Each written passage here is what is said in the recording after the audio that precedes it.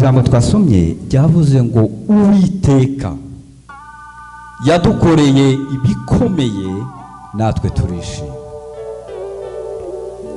Ibyo Imana yakoreye ni bikomeye. Ibyo yakoreye aba basaza ni bikomeye.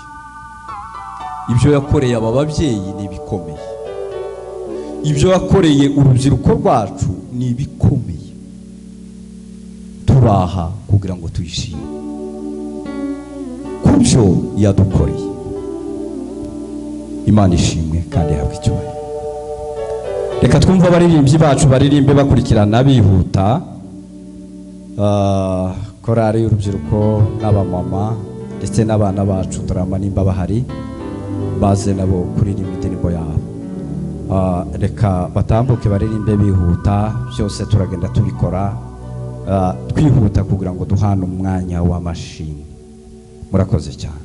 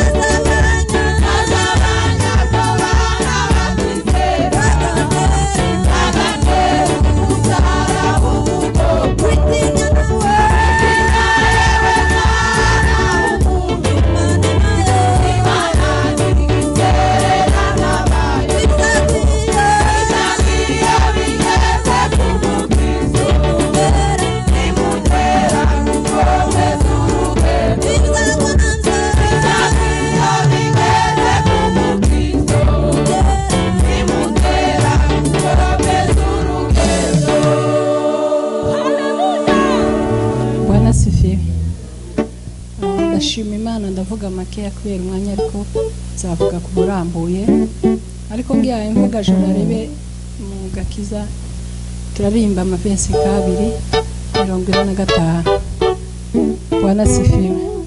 Ndashima Imana ko twateranye kubera yuko hari impamvu nyinshi zatumye bamwe badaterana. Imana yabikoze, Imana nishimye. Ndashima Imana yaturinze ko naje nateranye kubera yuko mu gitondo buriya hazaza amakuru ari kungura tiwoterana. Ako ndashima Imana yakoze ibikomeye kuko twahuye n'amakuru mu gitondo ariko Imana yakoze umurimo munini turateranye. Imana nishimye. Kuba turiho ntabwo ari imirimo myiza, nuko Imana ikibidufitiye umugambi. Ahari nukuba wenda hari ico tutarakora, niyo mpamvu tuba twaramutse. Ndashima Imana rero ko twaramutse, ko hari abandi bataramutse, ariko tuzatumenya ngo wenda hari impamvu itumye yuko tutaramutse, abandi bataramutse ariko twe twaramutse. Hari impamvu itumye wenda turamuka hari izo tugikora. Ndashima Imana rero yabikoze. Imana nishimye.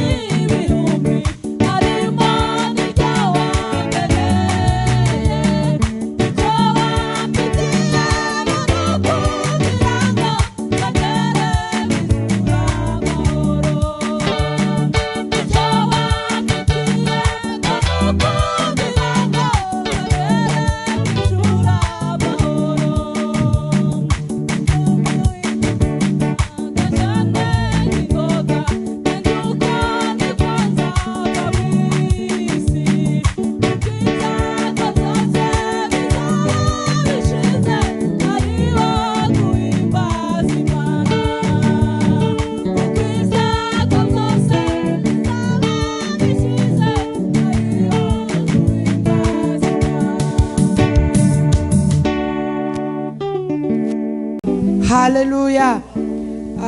Ndashima Imana ko turi umukwiro ka famiye twese itorero. Mu byukuri nza mvuga ngo famiye ya mbere n'itorero, kubera ko umuntu musengana niwe uba ukuzi cyane. rero ndashima Imana ko turi bazima muri Global Church. Imana yaraturinze umwaka wose, nubwo twaciye muri byinshi, hari abarwaye, hari abakoze impanuka, iyo miraba ntitwoyibura, ariko Imana ikagenda iturinda, tukarwara tukakira, tugakora impanuka, amamodoka agashira, ariko tukavamwo turi bazima. Ico ni igitangaza c'Imana. Imana yo mu ijuru yabikoze, ihabwa icubahiro. Ndashima Imana ko Imana yatwunguye mu itorero. Hari abari batwite barabyara, kandi babyara abana bameze neza n'abari bazima. Hari abo Imana yatuzaniye bava mu bindi bihugu baraza batugana mu itorero. Ico ni igitangaza gikomeye cyane. Gusa twebwe nk'abana b'abantu, nari naravuze ngo zoza shima uko tubonye umuntu mushaje, ariko ejo bundi nabisabye Imana imbabazi, sinzi ukuntu umuntu yabinibukije, nagaza nshimira mu mutima, ariko nari naravuze ngo zoza mpagarara mu materaniro shima Imana, kubera ko hari ahantu twigeze batwita amazina atariyo, kandi ari umurimo w'Imana, atari kuvuga ngo ni business, atari kuvuga ngo ni company twafunguye yo gukora n'uruzi, ari usenga gusa tubwira abantu ngo muze dusenge, bageraho batwita amazina. Ndavuga ngo Mana, nizoza mbona umuntu araje akavuga ngo aje gufatikanya natwe, nzoza mpaguruka nshima, ariko nabikoze igihe gitoya ngeraho ndabireka. Ariko ejo bundi nabisabye Imana imbabazi, kandi ndayibwira ngo imbabarire, kandi ndabizi ko yambabarire. Rero ndashima Imana yo mu ijuru tugiriye neza, itugirira neza. Umurimo ntabwo ari uwa runaka, umurimo ni uw'Imana. Rero ko Imana ikomeje kudushigikira ni igitangaza c'Imana, kuko muri iki gihugu biragoye gusenga, tubifata nk'uko ari ibintu bya runaka, ari ibintu bitatureba, ariko kuba tubyumva kimwe tukavuga ngo dufatikanye twese dukora umurimo w'Imana, n'Imana nayo idushigikira. Rero ndashima Imana yabikoze, Imana ihabwa icubahiro. Ndashima Imana iziturinda mu mihanda. Umunsi wa Christmas kuri 25 twarateranye twese, ariko hari umuryango wari uvuye Abilene w'Abarundi wese ukora impanuka, umuryango wose w'abantu 6. Uwo munsi narabitekereje, mbonye amafoto, ndavuga ngo Mana, kuba twebwe turi bazima, kuba twijije Christmas, hari ikiguzi twatanze, bitampiga umuhigo. Ndavuga ngo Mana, uko zoza shobozwa kose zoza shima Imana. Rero ndashima Imana ko twebwe tugenda tugataha, tukagenda tugakora amasaha menshi, tugakorana n'abantu banize bakomeye twebwe tutarize, ariko tugakora bigakunda. Ubwo ni ubuntu bw'Imana. Rero Imana izitugirira neza, ikaduheza imbaraga zo gukora, ikaduheza ubwenge bwo gutwara amamodoka, ikaturindira abana ku mashuri. Imana izibikora, ihabwa icubahiro. Turashima Imana n'abavandimwe bose bari bafite dosiye muri Afurika, abagiye baza n'abandi bataraza, ariko turizera ko uyu mwaka hari icyo Imana izokora, kubera ko hari icyo Imana yavuze, kandi turizera ko izabikora. Turashima ko turangije umwaka turi kumwe n'umubyeyi. Umwaka ushize yari ari muri Afurika, natwe turi hano, ariko turashima ko Imana iri gukora ibyayo, ikagenda ihuza abavandimwe mu buryo bwayo. Imana yabikoze, ihabwa icubahiro. Murakoze. Ikinteye gushima ni ukubera uyu mwaka urangiye, mu wanje twese turi umukwiro, turi bazima, nta urwaye, nta wapfuye. Wanasifiwe. Shima Imana yuko umuryango ari we torero.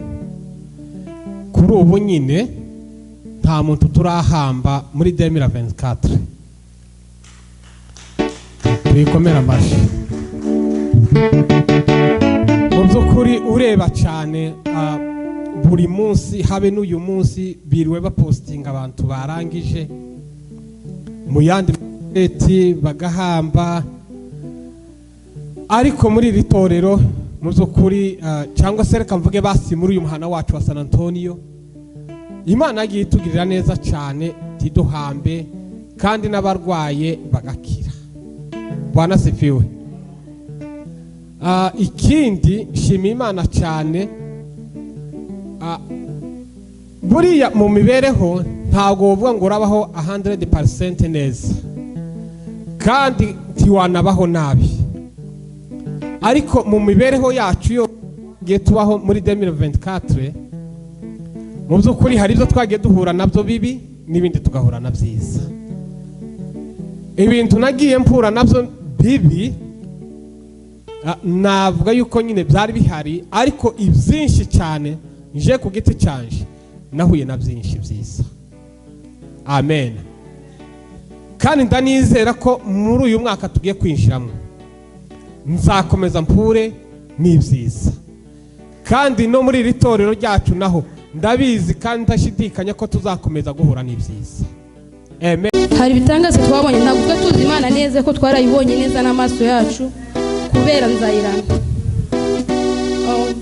Mu kwa 12 tariki 13 nibwo Nzayi yongeye gusubira mu bitaro. Ibyabaye imbere mwese murabizi, ndagira murazi byamubayeho, ariko mu kwa 12 tariki 13 nibwo asubiye mu bitaro. Nari mvuye mu kazi mu gatondo asanga arwaye, ariko ngiye nkagira ngo ni twakunda abana birwaza ngo atajya ku ishuri, ngumana namutonganye ngo ari gushaka kureka kujya ku ishuri, ariko we nyine afite ubuzima buri kumurya nyine natabizi.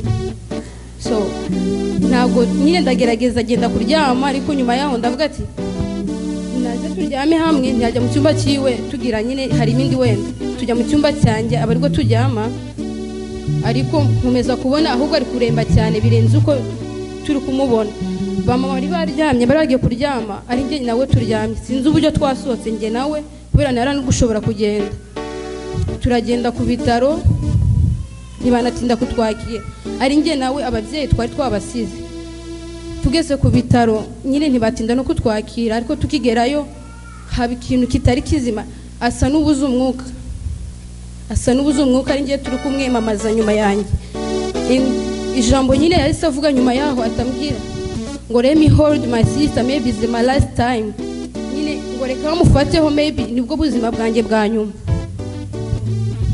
Nzayiramye ari mu bana nyine urubavu rwenda rutinye, iyo arwaye gato nyine mbona n'ubundi ubuzima bwe bwarangiye kubera ko sinzi nyine afite urubavu rutoya.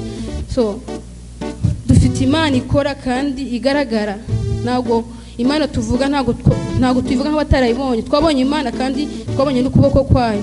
Umwaka 2024 watwigisha kumenya Imana ku buryo kinyiri ubuzima bwacu, icyo twatekereza cyose dukenera ku bantu nta na kimwe abantu bashobora, nabari abaganga twizera, na hanyuma yabo hari Imana yo mu ijuru nisohose icyo afite ku muntu kandi igakora ititaye ku mafuti yacu dukora. Nta byiza na bike Nzayiramye akora usibye nyine uburinzi bukomeye bw'Imana twebwe nk'abana b'abantu tutashobora. Aho twizera yuko nyine byarangiye kenshi cyane, igihe cyizere cyanjye cyarashize, ngera ndavuga ati ntegereje telefoni kubera ko najyaga mu kazi, ntegereje telefoni mpamagara yuko Nzayiramye byarangiye kubera ko yapfuye mu nshuro zitatu. Sinzi ko navuga ngo ni ugupfa, yabuze umwuka inshuro zitatu bamwongeramo bombole. Twebwe nyine ntabwo nyine kubyakira, twageze aho turabyakira, dumva yuko nyine icyo Imana ishaka buri kikora, twebwe ntacyo twakora. Yagiye ku bitaro inshuro dutaha tugaruka, dusubira tugataha tugasubira ku bitaro. Christmas nabwo twari twatashye tuzi yuko aje ku kanisa, ntibyaba ngombwa ko we bikunda kwaza hano, batubwira ko asubiye. Ariko kuba twaratangiye umwaka turira kumwe, twageze mu kanisa, twagiye gutangira kuri ya kanisa sinzi izina ryawo, ahari ni iby'amashimwe akomeye. Dufite amashimwe kandi icyo nasaba Imana izamuhereze kutazibagirwa ubuntu yagiriwe muri 2024, izamuhoza imbere yayo kandi ukuboko kwayo kuzagendane nawe. Ndashima n'Imana kuba twese turi bazima nk'ikanisa, twese turi bazima, nta gikuba cyacitse muri twebwe, twese dutangiranye umwaka. Ari abari hano n'abatari hano tuzi neza ko bameze neza. Imana ishobora byose izagendane natwe muri uno mwaka kandi izaduhaze ibyifuzo byayo. Murakoze.